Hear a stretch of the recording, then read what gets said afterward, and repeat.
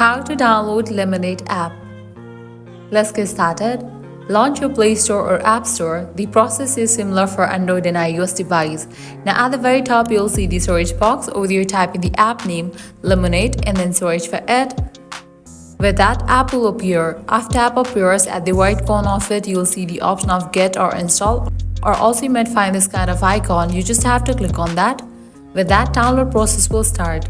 Make sure you have stable internet connection so that the download process will be faster. Lemon8 is a new social media app that is a mixture of Instagram and Pinterest.